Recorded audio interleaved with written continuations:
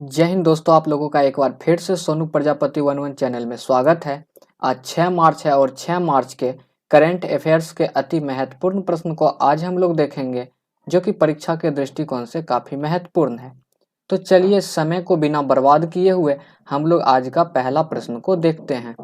आज का पहला प्रश्न है, विश्व वन्य जीव दिवस कब मनाया गया? तो विश्व वन्य जीव दिवस यह 3 मार्च को बनाया गया।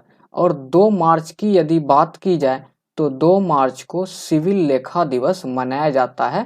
इसे आप लोग याद रखिएगा। चलिए हम लोग अब आज का दूसरा प्रश्न को देखते हैं और आज का दूसरा प्रश्न काफ़ी महत्वपूर्ण है, इन्हें आप लोग जरूर नोट कर लीजिएगा। प्रश्न है, किस राज्य सरकार ने पूरे राज्य को अशांत क्षेत्र घोषित किया है? तो अशांत क्षेत्र असम राज्य सरकार के द्वारा पूरे राज्य को घोषित कर दिया गया है। चलिए अब तीसरा प्रश्न को हम लोग देखते हैं। आज का तीसरा प्रश्न है, फ्रेंड ध्यान से सुनिएगा। किसने अनारक्षित प्लेटफॉर्म टिकट के लिए IRCTC के साथ साझेदारी की है?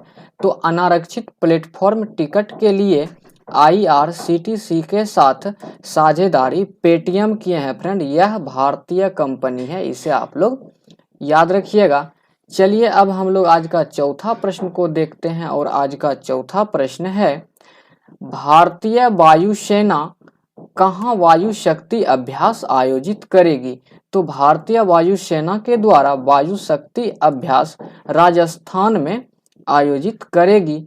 और उड़ान योजना की यदि बात की जाए तो उड़ान योजना राजस्थान सरकार के द्वारा ही शुरू किया गया है, इसे भी आप लोग याद रखिएगा। चलिए अब आज का पांचवा प्रश्न को हम लोग देखते हैं और आज का पांचवा प्रश्न है, रिपोर्ट के अनुसार भारत और कौन सा देश जलवायु परिवर्तन के प्रति सर्वाधिक संवेदनशील है? तो रिपोर्ट के अनुसार भारत और पाकिस्तान देश जलवायु परिवर्तन के प्रति सर्वाधिक संवेदनशील है। चलिए अब आज का छठा प्रश्न को हम लोग देखते हैं और आज का छठा प्रश्न है, विश्व स्तर पर अरबपतियों की आबादी की संख्या के मामले में कौन शीर्ष पर रहा है? तो विश्व स्तर पर अरबपतियों की आबादी की संख्या के मामले में शीर्ष पर USA रहा है, इसे आप लोग याद रखिएगा। चलिए अब हम लोग आज का सातवां प्रश्न को देखते हैं और आज का सातवां प्रश्न ध्यान से सुनिएगा। प्रश्न है, यशराज फिल्म्स के नए CEO कौन बने हैं? तो यशराज फिल्म के नए CEO अक्षय विधानी बने हैं। चलिए अब 8वां नंबर के प्रश्न को देखते हैं और आज का 8वां नंबर का प्रश्न है, किस राज्य सरकार ने पुरानी पेंशन योजना को बहाल करने के लिए एक पैनल का गठन किया है? तो पैनल का गठन जो है हिमाचल प्रदेश राज्य सरकार के द्वारा किया गया है। इस पैनल के तहत पुरानी पेंशन योजना को पुनः बहाल किया जाएगा और हिमाचल प्रदेश राज्य में ही भारत का पहला जैव विविधता पार्क मंडी खोला गया है, इसे भी आप लोग याद रखिएगा।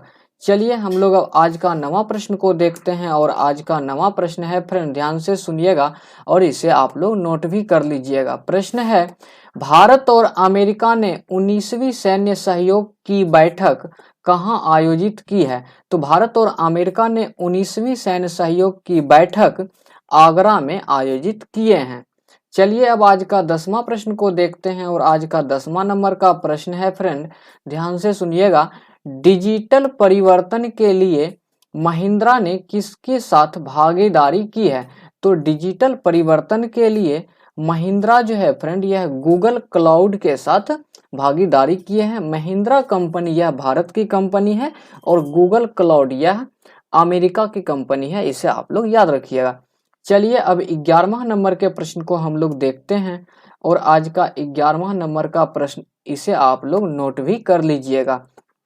प्रश्न है, स्ट्रेंडजा मेमोरियल बॉक्सिंग टूर्नामेंट में निखित जरीन और नीतू ने कौन सा पदक जीता है? तो स्ट्रेंडजा मेमोरियल बॉक्सिंग टूर्नामेंट में निखत जरीन और नीतू जो है स्वर्ण पदक जीते हैं। फ्रेंड इसे आप लोग याद रखिएगा। चलिए अब 12वां प्रश्न को हम लोग देखते हैं और आज का 12वां प्रश्न ध्यान से सुनिएगा friend. National informatics centre tech conclave के तीसरे संस्करण का उद्घाटन कहाँ हुआ है?